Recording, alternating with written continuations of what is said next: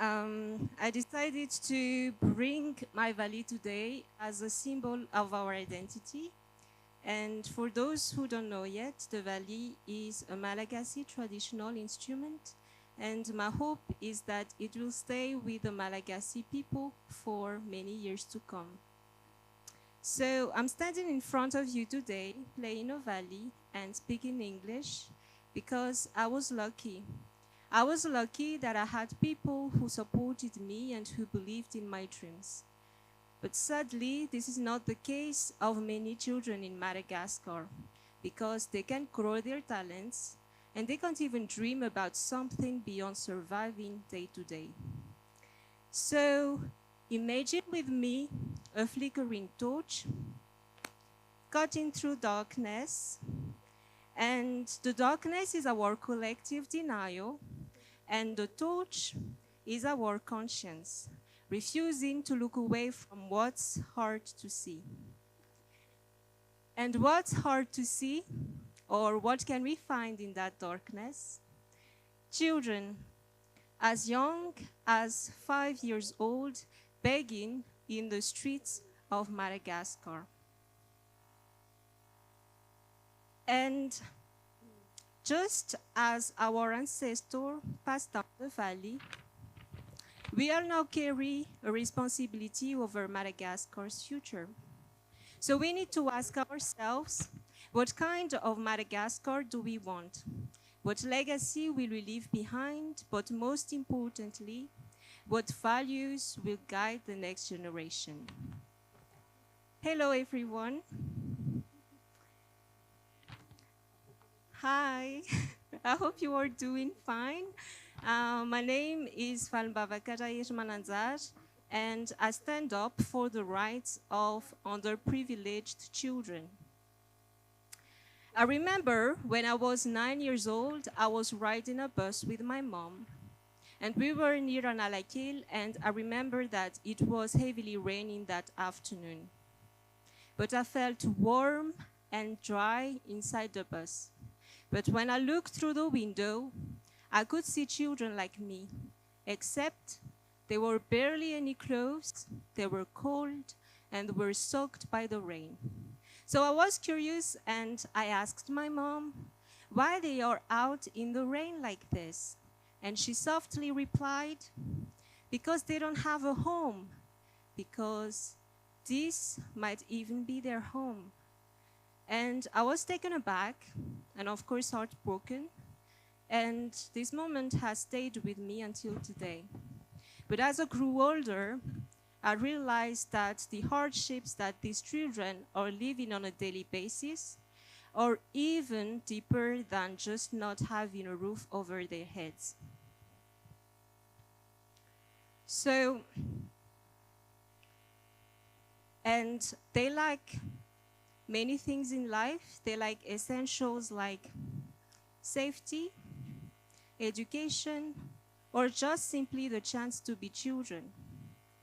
In 2022, UNICEF reported that 2 out of 3 Malagasy children lack essentials like nutrition, healthcare, education, and safe homes.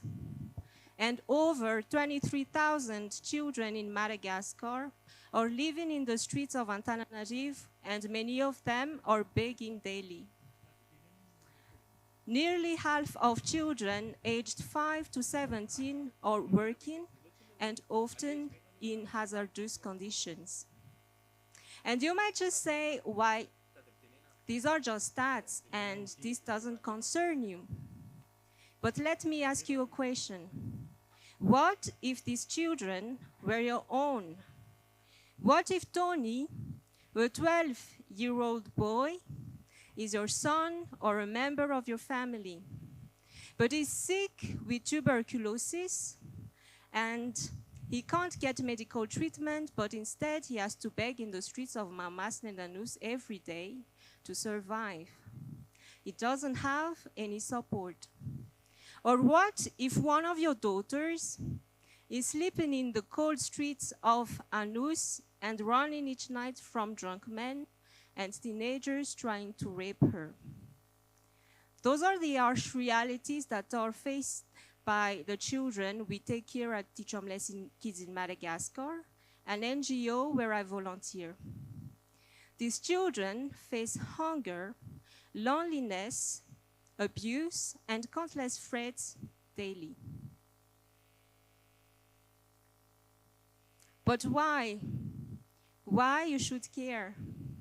Because if we don't care, these children will become marginalized adults, or worse, they will be turning into crime. And not because of who they are, but because society didn't give them another way. At Teach Homeless Kids in Madagascar, we are trying to fight child begging by teaching those children, offering them support and teaching them their rights, but also we give them love and support, and most importantly, trust. So we nurture their fragile dreams, and we try to turn despair into strength. But we can't do this alone. Ending child begging in Madagascar is a responsibility for all of us.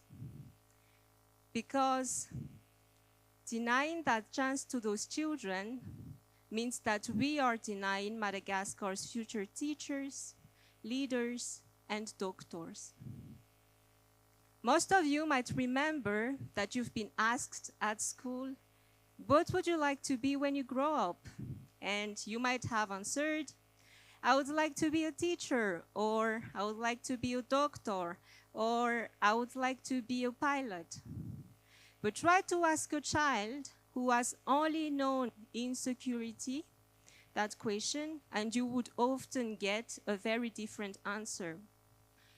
Very often, you would get a silence or just, I don't know. This is what I've noticed when I've talked to the children we support at Teach Homeless Kids in Madagascar. But I'm not just here to highlight the problems.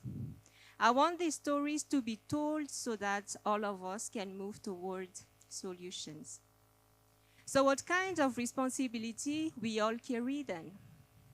Opportunity is everything. Often, success only comes down to simply having a chance, an open door where there was answer wall.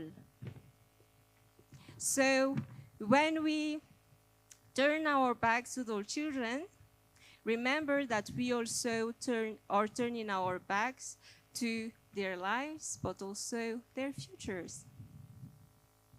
But the good thing is that kindness doesn't require a special title or a special power, which means that all of us can become part of the solution and can make a difference in a simple but meaningful way. And what do I mean by that? For example, when you see children begging on the streets, offer them a smile or a kind word instead of looking away or judging. And if you can, support local organizations who are working to help these children. You can also, for example, volunteer your time or donate resources or spreading awareness. And we need to encourage sports clubs, schools, and community groups to welcome these children so that they don't have to beg in the streets, but most importantly, they will have a place where they can learn and grow in safety. And most importantly, I would say that all of us need to talk openly about child poverty and child begging with our family and friends, so that we all can raise empathy and we can also break down the stigma. And on a larger scale, we need to encourage our local and national leaders to prioritize policies that can help families to find stable income so that children wouldn't need to go beg on the streets.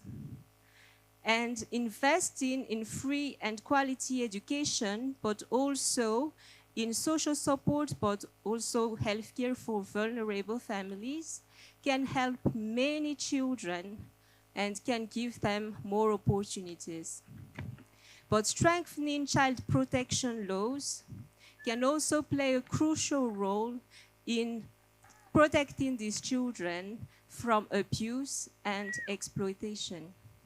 And businesses can play a role too, just in case you have a business or you are an entrepreneur.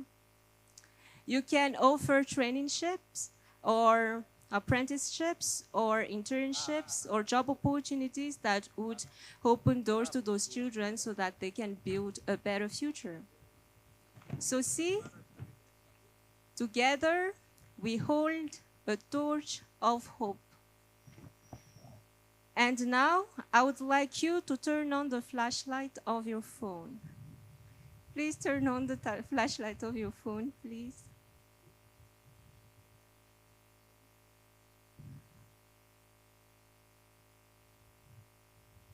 Thank you. See, look around and see how many of us, how hundreds of lights can cut through darkness and bring a new dawn. So this is our power. One child, one act of kindness, one chance. And remember, we can act big or small. So let's work together toward a brighter future for every child.